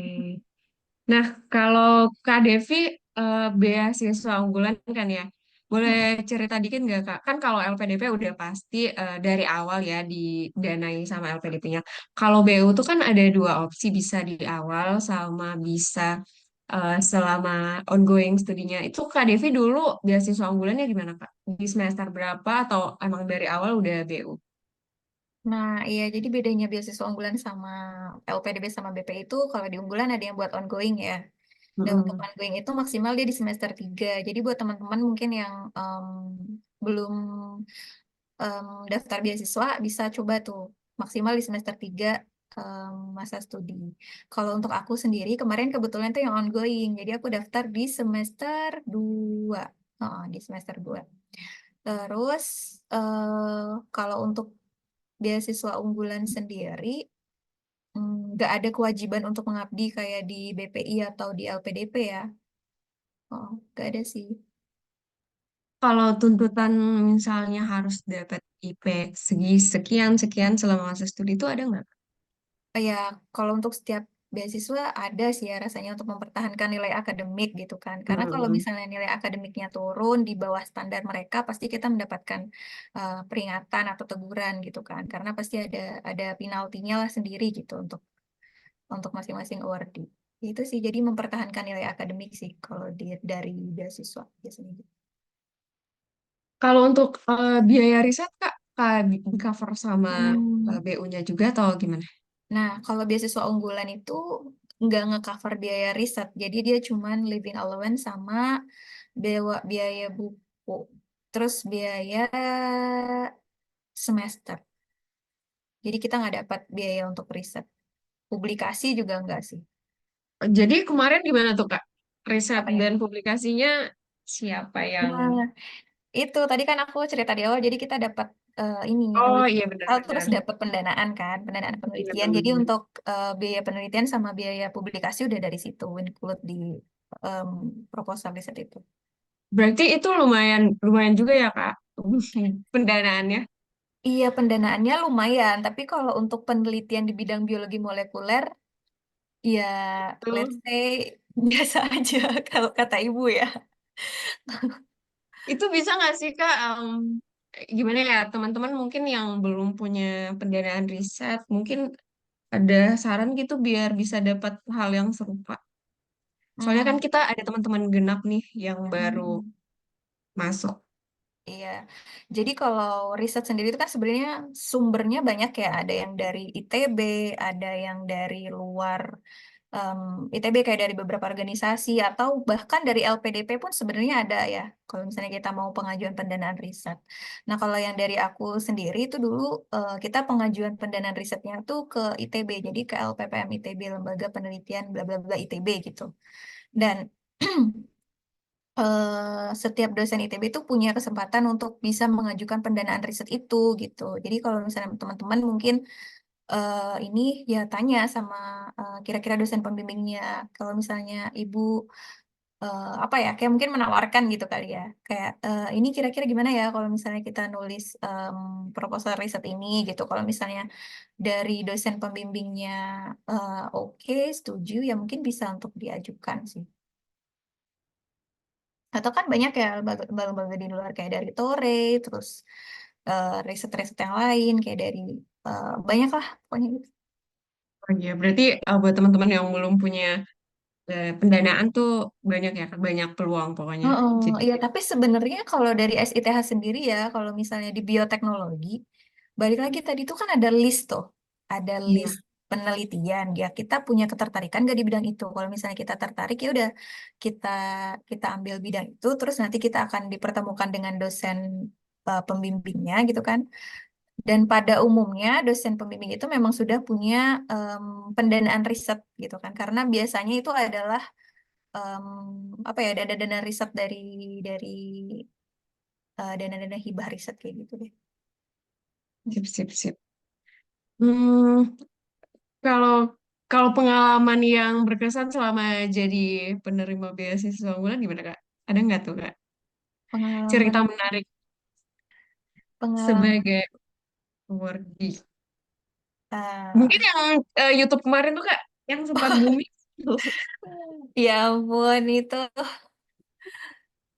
Iya, jadi yang berkesan itu mungkin waktu kita ini ya kumpul sesama awardee ya se-Jawa Barat waktu itu, awardee se-Jawa Barat di sekitar bulan April 2023. Jadi ya kumpul di sana untuk sebenarnya ada agenda tertentu ya untuk kayak pelaporan apa ya pelaporan masa studi sih. Tapi kan karena kita ketemu sama awardee-awardee yang lain tuh jadi kayak ngeliat, wih ternyata em, kalau ngelihat mereka tuh kayak keren-keren gitu. Jadi kalau ngumpul sama teman-teman yang kayak punya apa ya semangat yang sama untuk belajar tuh kayaknya rasanya senang aja gitu. Gimana Kak Julio? Ada pertanyaan tambahan? Sebenarnya ini sih, ini aku improvisasi aja. Ini karena dari tadi kita lihat pembicara kita ini sangat shining, shimmering, splendid, udah kayak lagunya Aladdin ya. Nah, aku justru pengen nanya lebih kembali lagi ke pengalaman yang agak personal sih. Ketika mengerjakan tesis, kayak pernah nggak sih mengalami ada masa-masa demotivated, jadi kayak nggak termotivasi, kayak kehilangan drive untuk gawe itu kapan jika pernah, lalu gimana caranya eh, Kak Devi ataupun Mas Aref di sini untuk bounce back, bangkit kembali dari masa demot seperti itu. Mungkin Kak Devi dulu. Hmm. Sempat ada sih aku jujur sempat ada apalagi stuck sama kebetulan itu bioinformatics kan. Jadi em, kebetulan juga dosen pembimbing aku nggak belum menggunakan pipeline yang aku pakai sebelumnya. Jadi benar-benar mencari tahu itu sendiri. Gurunya itu ya Google gitu. Jadi belajar beberapa package RStudio itu dari Google. Em, Pernah bener-bener kayak udah muak dan males gitu karena udah stuck nggak ngerti lagi gitu kan. Dan eh, ya mungkin karena ada faktor-faktor lain ya, karena lelah dan sebagainya. Jadi kan kadang kadang juga untuk ada rasa yang kayak aku mau sendiri dulu deh take take eh, time gitu kan. Terus em, tapi tapi balik lagi karena aku punya partner riset waktu itu ada Kak Yona. Beliau tuh yang kayak ngajakin gitu. Jadi kayak, ayo Dev, kita ini lagi balik lagi ngerjain ini hari apa kita ketemu sama ibu bla bla bla bla, kayak gitu untuk dikomunikasikan lagi dan ya Hmm. kita bisa teratasi sih. Pernah waktu itu aku kayak gitu. Kayak udah muak banget sama bioinformatika. Itu waktu semester kapan tuh Kak kira-kira kejadian? Gimana? Waktu semester kapan itu kejadiannya? Maksudnya yang stuck di bagian bioinfonya. Di semester 4 awal sih, masih di awal. Tapi kan maksudnya analisis Oke. bioinfonya tuh udah dari semester 3 waktu itu. Ah, oke, oke, oke. Makasih, Kak Devi. Next up, Mas Arif mungkin boleh cerita pengalaman sedikit ketika mengalami demotivasi jika pernah. Oke, kalau saya sih sebenarnya mengalami demotivasi itu udah dari apa sih? Semenjak semester 2 itu kan lagi apa ya? Lagi isolasi karakterisasi si bakterinya gitu, balisis bakteriumnya gitu. Nah, jadi selama satu semester itu, nah identifikasi tapi kayak pas di sequencing dan di PCR itu nggak ada terus gitu. Nah, jadi pas di PCR dengan 16S dia muncul, tapi kemudian dengan parameter yang spesifik dia nggak muncul gitu. Kemudian kayak padahal kayak prosedurnya itu sudah diikuti dengan baik ya, sesuai dengan arahan juga dari expert-expert yang ada sebelumnya gitu. Jadi kayak merasa ya ini salahnya di mana ya gitu. Karena selama satu semester itu sama sekali nggak ada progres gitu. Dan jadi khawatir apa memang benar bisa melanjutkan riset di sini atau bagaimana gitu. Kemudian baru di semester 3 sudah apa udah ada benang merahnya gitu dan ternyata memang ada tekniknya atau metodenya yang tidak tepat gitu. Jadi harus diulangi lagi. Jadi ketika itu di semester 3 ngambil lagi sampelnya ke Bali, tapi itu salah satu asisten dari kami gitu karena kebetulan dana itu nggak cukup. Nah, baru dimulai lagi gitu. Nah, baru dari situ mulai ada progres lagi, mulai sudah terkonfirmasi positif dan ya mulai dikerjakan lagi kayak oh, ini bisa nih gitu.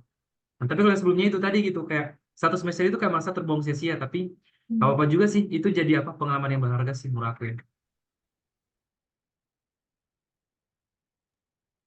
Itu di semester kapan tuh kejadiannya yang pas stuck di bagian sekuensinya itu? Di Masih di semester 2, awal-awal kah? di Semester semester 2 ya? 2, iya semester 2 dari awal sampai akhir. Awal-awalnya kayak merasa Oh, oke ini oke fine, ini masih bagus nih gitu. Tapi karena pas di PCR, di sequencing sampai berapa kali ternyata nggak nemu-nemu terus kayak merasa ya gimana ini penelitian gitu. Apa bisa lanjut atau gimana gitu. Malah masih karakterisasi aja gitu. Belum lagi yang lainnya. oke, oke. Tapi itu udah terlewati ya untungnya untuk sekarang ya, tahapan itu. Ya sudah, semoga yang lain lancar lagi. Jangan sampai ada masa-masa lagi seperti itu ya. Cukup-cukup semester 4 kita soalnya. Oke. Next up, ini pertanyaannya sebenarnya agak random sih, tapi mungkin aku nanya ke Mas Arif dulu. Adakah figur dosen yang inspiratif untuk Mas Arif selama kuliah di sini? Eh, Figur inspiratif ya. Aku langsung nunjuk aja sih ke pembimbing aku, Bu Feni. Sangat inspiratif banget. Karena Oh, ya Feni selain ya. sama aku ibu itu selain dia orangnya sangat responsif ya, kita itu bisa WA ibu itu kayak kapan aja. Dan aku pernah ada dia di mana aku itu setelah ini nggak ada niat nelpon, tapi tiba-tiba aku mencet telepon gitu. Dan dia langsung sama ibunya dan kami langsung ngomong. Dan itu sangat random banget ya menurut aku kayak kalau misalnya dosen mungkin kayak agak gimana gitu responnya gitu. Kemudian Bu Feni juga langsung memantau kita terus gitu, gitu. Kalau misalnya nih minggu ini kita harus progres nih, segimanapun progres kita yang penting di apa dilaporin, jangan sempat hilang kata ibu tuh gitu. Kalau misalnya Hmm. susah ya kita minta tolong ke yang lain biar kita sama-sama belajar gitu. Jadi memang kayak ibu itu langsung terus-terusan kayak ngasih motivasi terus gitu. Kemudian kita dikumpulin di suatu grup yang besar dan kita kadang kayak progress report di situ. Jadi kadang katanya itu memboost kita supaya kita kayak bisa catch up dengan yang lain. Tapi kadang kayak kita merasa ya apa ya orang lain progresnya sudah bagus ya, tapi kita masih enggak gitu. Tapi di satu sisi kayak memancing kita untuk kembali berprogres kayak gitu. Itu sih ibunya sangat inspiratif banget sih menurut aku ya, Bu Penny. Oke, oke. Ya luar biasa sih. Itu sebuah sumber motivasi juga supaya nggak hilang-hilangan, supaya tetap lanjut gawe terus ya. Ya benar sekali. Oke, mungkin lanjut ke kalau Kak Jevi gimana nih? Siapa nih kira-kira? Dosen bimbingnya juga kah? Iya, jelas dong. Maksudnya siapa yang menjadi sumber inspirasi adalah biasanya orang terdekat kita kan, yang Ah, kita udah tahu gitu sampai sedekat itu sama beliau gitu. Kebetulan pembimbing aku dua, jadi aku nggak bisa milih salah satu. Ada Bu Popi sama ada Bu Mita. Gitu. Sama kayak Arif, mereka juga beliau juga pendekatannya seperti itu ke mahasiswa-mahasiswanya. Jadi em, kebetulan untuk riset ini kita punya grup tersendiri yang isinya tuh memang mahasiswa dan juga pembimbingnya gitu. Jadi setiap kita punya progres, misalnya progres yang entah itu progresnya ada hasil ataupun tidak ada hasil, maksudnya kayak misalnya habis nge-lab tapi nggak ada hasilnya, itu kita disemangatin gitu di grup kayak ayo semangat nggak apa-apa dicoba lagi gitu tuh hal-hal kecil kayak gitu tuh bikin kita ya ampun dosen pembimbing kita aja seperhatian itu sama kita gitu jadi kita nggak boleh berhenti di situ gitu hmm. dan juga mungkin karena apa ya Bu Meta sama Bu Popi kan juga dulu em, mahasiswanya Bu Feni gitu jadi mungkin beliau juga melihat ya gimana sih Bu Feni dulu terhadap mahasiswa-mahasiswanya kayak gitu jadi em, sepertinya menggunakan cara-cara yang mirip gitu ya untuk pendekatannya kepada mahasiswa. Jadi ya itu deh. Pokoknya Bu Meta, Bu Popi the best sih. Semuanya GBM ya, Kak? GBM Iya, Luf. iya GBM. Ini last question yang random juga sih. Mungkin ini terutama lebih ke Kak Devi mungkin ya. Kakak mending misalkan lulusnya tepat waktu 2 tahun pas, and then submit publikasinya misalkan Q3, Q4, atau mending extend misalkan 2,5 tahun tapi bisa ngejar Q2, Q1 untuk submit publikasinya. Hmm, Kak Devi kalau bingung Kak soalnya. apa? Ngapain milih soalnya kan semuanya diambil. Apa ya? Kalau aku eh, balik ke target awalnya apa sih? Kalau aku, em, karena aku juga waktu itu award di beasiswa ya, di beasiswa juga kan sebenarnya disarankan untuk lulus bisa tepat waktu. Jadi Oh, ya kalau bisa lulusnya tepat waktu, terus publikasinya juga di tempat yang bagus gitu. oke. Jadi make the best out of the situation aja lah ya Iya, pokoknya. make the best Oke, of it. oke. Mas Arief mau submit ke Q berapa nih? Q1 sih ini kayaknya Mas Arief. Amin. Amin. Amin, Amin. amin. Amin Udah dulu. ada ini Mas, udah ada gambaran kira-kira mau submitnya kemana nih? Udah ada shortlist jurnal-jurnal yang bisa ditarget nih. Udah ada sih gambaran kayak jadi kayak kalau misalnya Bu Feni itu kayak coba cari dulu jurnal yang kira-kira tipenya itu mau seperti ini yang agak mirip dengan jurnal yang kamu mau submit nanti gitu. Jadi udah ada listnya Hmm. Hmm. ya Jadi seperti masih itu satu sih. topik, jadi biar nggak terlalu banting Iya setir banget, benar. jadi nulisnya lancar jaya ya. Ya benar. Karena kan tipe-tipe jurnal kan punya kriteria tertentu ya. Kalau misalnya kita ikuti Betul. SOP ini, jadi dia mungkin agak lebih menerima kalau misalnya kita ngikut itu gitu dibandingkan dengan Iya, random gitu. benar-benar. Iya, itu salah satu tips. Karena dulu aku waktu pas mau em, submit ya ke salah satu jurnal, itu kan ditolak. Ternyata kita nggak mempelajari nih, nggak ngeriset mereka tuh Hmm. tuh nerimanya riset-riset yang seperti apa. Jadi mungkin kalau pakai pendekatan yang kayak Arif ya, kita mempelajari dulu tuh mereka penelitiannya biasanya apa di jurnal itu, terus penulisannya seperti apa. Mungkin itu jadi mempermudah untuk bisa lolos di jurnal itu gitu kan. Mhm. Berarti ini penting juga ya, mungkin untuk kita misalkan udah nemu nih ya jurnal target, terus kita cuplik, coba baca-baca dulu sebagian dari publikasi yang ada di jurnal itu, and then kita Mhm. bisa mapping kosakata apa yang mereka sering pakai, kosakata apa yang mereka hindari Mhm. untuk pakai, and then topiknya biasa cover apa aja. Jadi itu mungkin bisa ngebantu juga buat kita bisa make sure, oh ini kayaknya kita bisa sampai ke sini nih. Ya, oh kayaknya kita mending coba cari yang lain dulu nih. Mungkin gitu ya Iya, kira-kira ya. dan iya, sama mempelajari juga kira-kira di jurnal itu tuh prioritasnya apa gitu. Scope-nya Prioritas-prioritas ya. penelitian scope-nya ya benar. Iya, iya, iya. Oke, bener banget. Itu menjadi sebuah catatan penting juga nih buat kami-kami, entah yang udah masuk semester 4 sehingga udah harus dikejar banget buat publish, atau mungkin buat teman-teman yang baru masuk semester 2 yang mungkin sama dosen bimbingnya lagi sering-sering kontak apa aja yang perlu dikerjakan. Oh ya, Hmm. sorry, satu pertanyaan lagi buat Mas Arief. Aku tadi lupa nanyain. Itu kalau misalnya Mas Arief strateginya serupa kayak Kak Devika, misalkan nulis publikasi dulu and then tesisnya kemudian, atau ini publishnya bakal langsung hasil tesis nih? Sebenarnya strateginya itu tadi belum kepikiran, tapi setelah Kak Devi bilang gitu, sepertinya saya akan mengikuti cara Kak Devi. Itu lebih bagus sepertinya. Thank you Kak Dev. Nggak mungkin Oke, karena Bu oke. Meita Kaprodi ya, jadi beliau lebih paham gitu, kayak timeline mahasiswa untuk lulus kayak gitu. Jadi diarahkannya seperti itu waktu itu sama Bu Meita.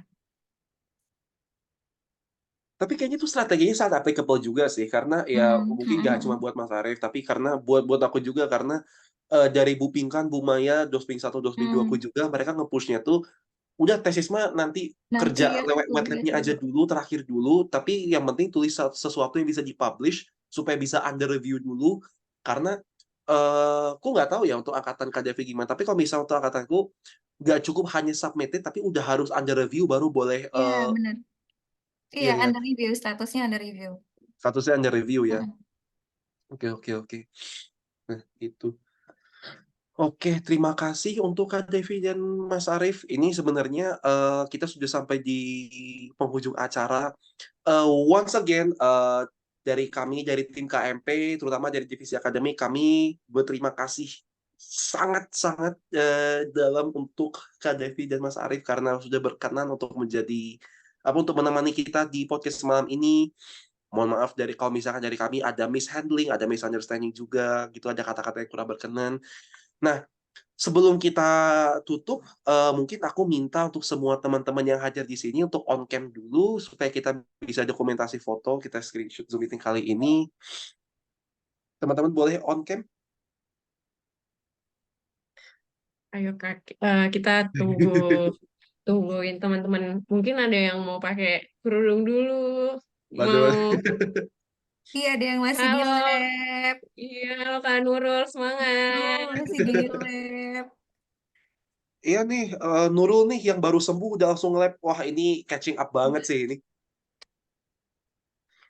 Harusnya sih Wow. ininya MC-nya Kak Nurul ya Kak. Soalnya udah berpengalaman mau ini mah Bayar ya, bayar kalau Waduh, aku waduh. udah boleh jadi boleh. berapa kali ya, kemarin belum dibayar sih gajinya, jadi masih nunggu. Ini Pak Ketuanya nih mohon ditagih bayaran MC. Bercanda ya Aduh, saudara-saudara. masuk eval nih ntar. Waduh, takut banget. Oke, anyway ya teman-teman, kalau misalkan mau merapihkan diri terlebih dahulu, mandinya habis ini ya. Tenang, saya belum mandi sore juga kok. Aduh. Aduh, Oke, segini aja lah ya. Baik, kepada rekan-rekan yang masih ada di sini, mungkin aku screenshot. Oke, 1, 2, 3. Bentar. Wait, masih screenshot nih. Tar. Kok aku nggak bisa screenshot ya? Vicky mungkin bisa bantu screenshot, aku nggak bisa oh oke. screenshot. Sorry. Tunggu ya Kak. Oke. Jangan lelah tersenyum ya guys. 1, 2, 3. Oke, kita ulang sekali lagi kali ya. Ini kayaknya apa Kak? Udah boleh peace dan lain-lain ya? Udah lewat Boleh. masa Kayak bebas penyembuhan. saja. Silakan teman-teman. 1, 2, 3. Yeah. Yeay. Oke, Terima sekali kasih lagi banyak. terima kasih sekali untuk Kak Devi, untuk Mas Arief, buat teman-teman dari KMP sudah memastikan kelancaran acara ini. Eh, Makasih banget eh, juga buat yang udah hadir meramaikan Mudah-mudahan podcast kali podcastnya ini. bermanfaat ya. Dan Amin. semangat juga buat Kak Devi untuk kehidupan pasca kelulusan. Semangat buat Mas Arief Ya. untuk PM2-nya. Semangat buat kita semua.